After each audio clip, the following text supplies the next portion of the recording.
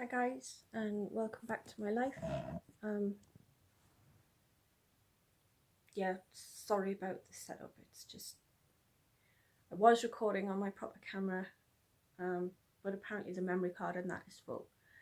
Deleting things off the memory card on my phone is relatively simple. Deleting things off the memory card on the camera involves either an awful lot of fiddling around with a thing like this, or setting up my computer and plugging it in and going through everything on there, and I just don't have the energy for that. So you're getting a phone quality video. I have propped it up where the camera goes, kinda. Normally I prop the camera up on a little table that I have, and then on top of that I put this sort of plastic sausage roll thing that Kelly has for doing physio stuff, and I put that on its end, and then a book or something on top, and the camera on top of that. But he's taken away his plastic sausage roll. I don't know where that is. So now I've got two little tables stacked on top of each other, which makes it all a little bit higher, which was okay for the camera. It's on a little tripod, I could point it down, but not so much for the phone. So yeah, I'm a bit kind of, can I drag my fat ass up into a better seating position, see if that helps. Not much. Right, so I already filmed like 5 minutes apologising for having disappeared for a few days, and I cannot remember what I said, so sorry. I'm going to go over it all again. If I seem a bit rushed, I'm sorry, because as I say, I already filmed it once. So yeah, Saturday, as predicted, very busy day, brilliant. I felt better than I have done in ages. Not exactly what you call normal, but you know, I felt like I had a bit more energy.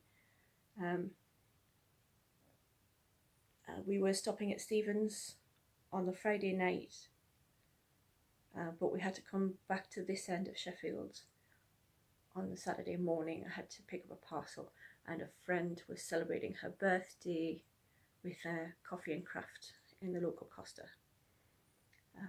So yeah, I put makeup on, I went and picked up my parcel.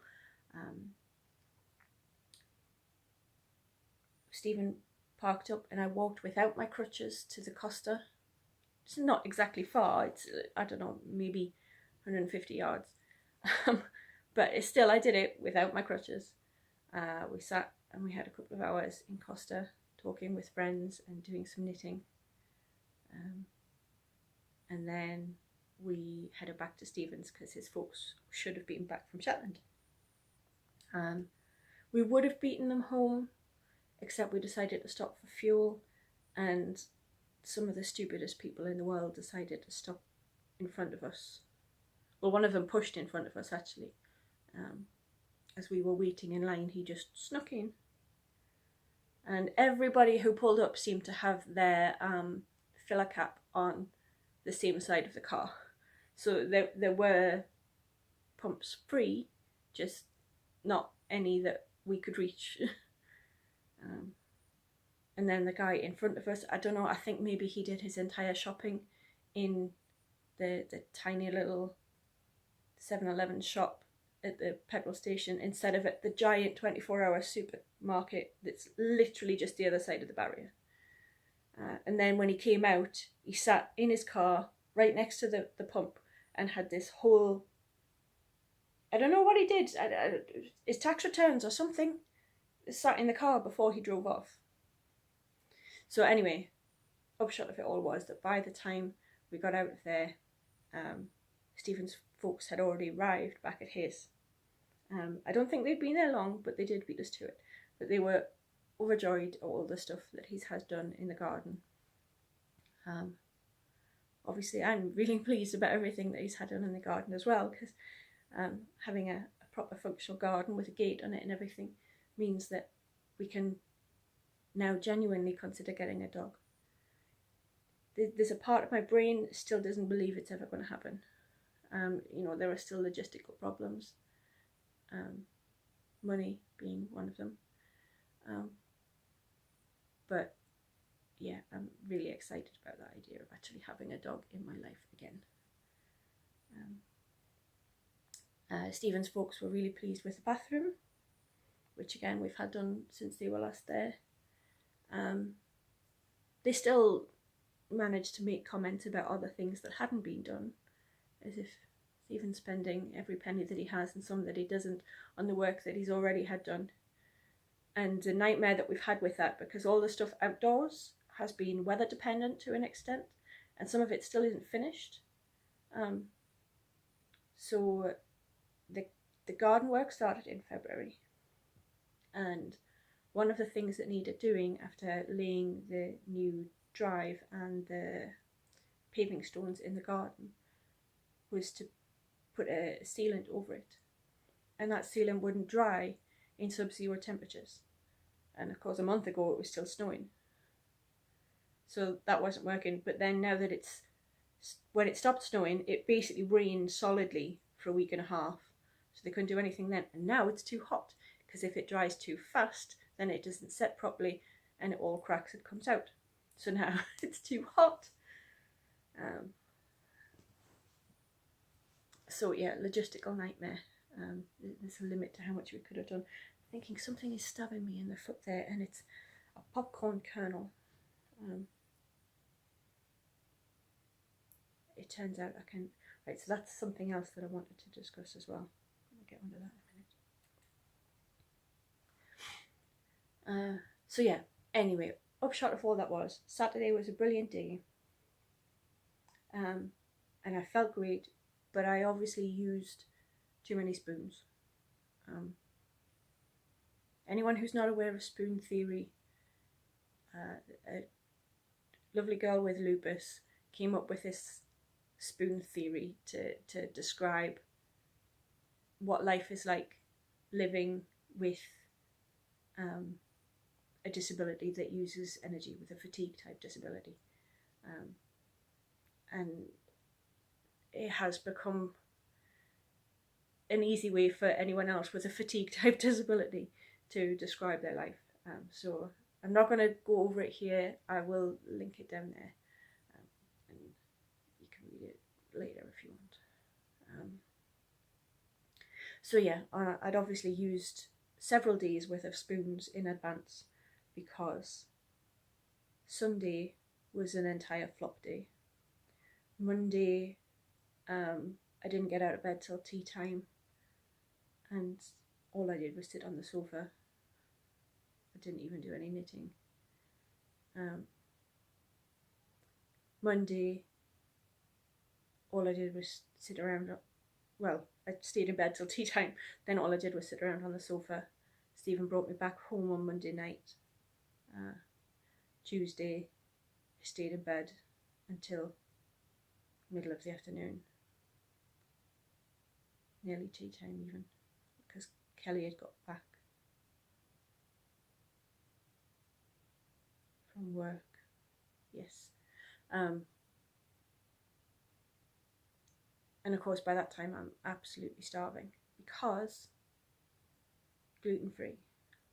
I can't remember if I mentioned this in among all of the stuff to do with pots, but I've been advised to go gluten-free. I have learnt that there's more than one type of gluten, which I kind of knew in the back of my head anyway, you know, by a chemist, but it hadn't really registered what that means. So I thought going gluten-free just meant avoiding anything with wheat flour in. It turns out that there's a slightly different type of gluten in oats and in barley, and I really don't know if I'm supposed to avoid that or not. But because it makes life more difficult, and because I can't imagine a life without oats, at the moment I'm going to settle just for cutting the wheat gluten out, and when I next see the POTS nurse I'll talk to her about that, because otherwise life's just too complicated. It's bad enough anyway, as I realise I'm going on holiday next week to Cornwall, and I can't eat scones, unless I can find a hipster cafe that does gluten-free scones. How can you go on holiday to Devon or Cornwall and not have scones? Cream tea is necessary. So I'm upset about that. I've learned that the types of flour that they use in gluten-free produce, in order to make them gluten-free, are not so good at maintaining energy levels. So very quickly after I've eaten them, my energy levels drop again. And I thought it was just me. I thought, am I not eating enough because I cannot find the snack foods? Because everything I had in the house was wheat-based, so, you know, I feel like I've hardly eaten anything for quite a while. Or I've been asleep as well, which hasn't helped. And Tuesday, I was just starving. Yesterday was Wednesday, wasn't it? Yes, yesterday was Wednesday. I was starving, like to the point of pain. It's not a feeling I'm accustomed to.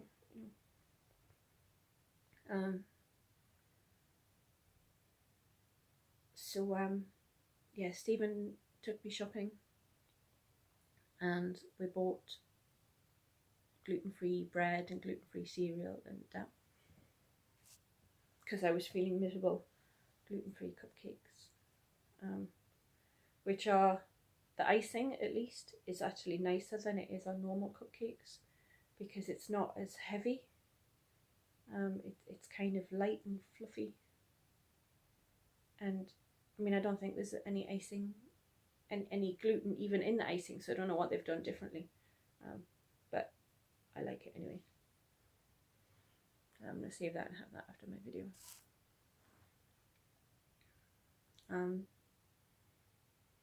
Yes, so gluten intolerance apparently is a thing, and it's a thing that is making my life a bit miserable.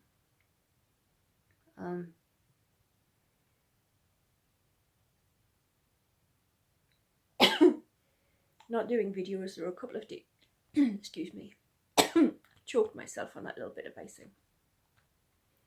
There were a couple of days when I thought about doing a video, and then thought, because I was so tired anyway, the depression tends to creep back in a bit then. I just think, well, you know, who wants to watch 5 minutes of me feeling to be able to find words to describe just exactly how exhausted I am. So I didn't do that, obviously. Sinking down in this sofa again.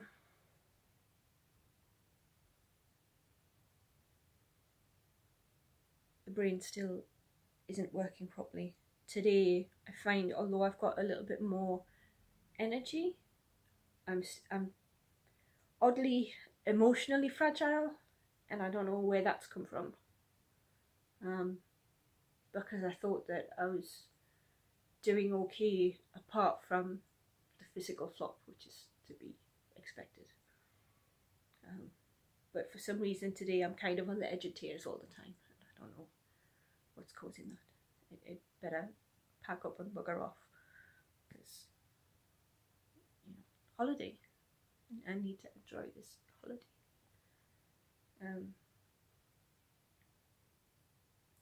I still need to pack, and I need to do that within the next couple of hours as well, actually,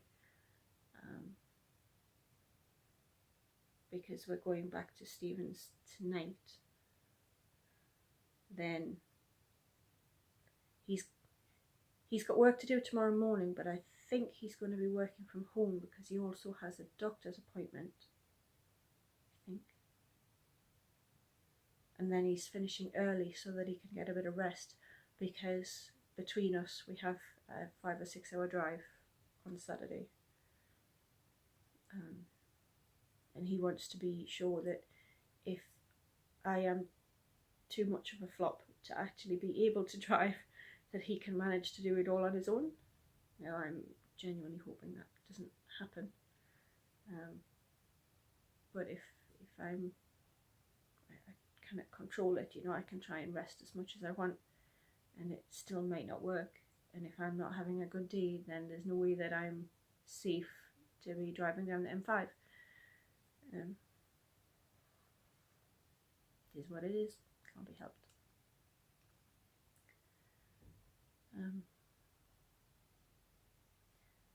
What else? Oh yeah, May, Ehlers-Danlos Awareness Month. So in all of the flop and the miserable and then not recording, obviously I haven't kept up with the Ehlers-Danlos Awareness Month thing. And I've suddenly realised that while I'm on holiday, although there is technically internet access, where we're going is a bit out of the way, and then internet access is a bit flaky, and phone signal is almost non-existent. So if I can, I'll get a couple of little videos while I'm out and about in Cornwall, but I can't guarantee getting anything up after tomorrow until I get back. So that's the thing. And obviously the whole Ehlers-Danlos awareness thing, not being able to keep up with that. But what I am going to do, I'm going to link the page that has been most useful to me, and that is Ehlers-Danlos-support.uk, Ehlers-Danlos-support.uk.org, I think. A little bit down there anyway. And it has easy to understand information. It's a charity, so it also has information about fundraising events that you can arrange yourself or get involved in or whatever, and how to donate to the charity. But they also offer help to people like me. So at the moment, as you may know, I'm in the middle of waiting for a mandatory reconsideration, which is part of the PIP's appeals thing anyway. So what happens is you apply for PIP, you turn down for PIP, like always, pretty much, as far as I can tell. You do a mandatory reconsideration where they look at the same information again, plus anything else that you've managed to send them in the intervening month. And then sometimes they let a few people through at that stage. Mostly they still turn people down. And then you go to court and you appeal, and you talk to someone with some actual medical some actual medical knowledge, and a judge with a grain of sense who can look at a person and say, well, yeah. And then most of the time you get granted it then. But by then you've spent 18 months, 2 years flopping about in the system, stressing yourself out, spending money that you didn't have on travel, and getting documents sent from your doctor, whatever. And it's a waste of money for you, a waste of energy for you, waste of money for the government, because they spend an awful lot more on these appeals than they ever would on just letting a few fake claims get through. Basically, it's a stupid system. But everybody knows that now. You know, go and watch Daniel Blake. I'll put Daniel Blake. I'll link that below as well if you want, and then you can see him. Don't watch it if you don't like miserable stuff, because it's not a happy film.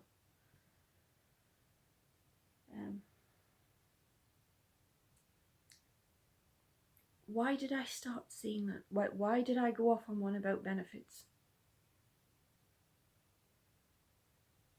I genuinely can't remember where that started. I can remember telling you that I'm in that process.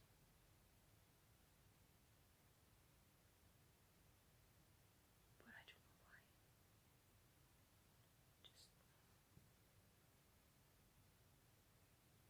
know why. I have a dual honours degree in biochemistry and genetics. You know, my brain used to be brilliant. You know, I was never Stephen Hawking or anything like that. but I was intelligent, and now I cannot hold a train of thought for more than 2 minutes. So frustrating.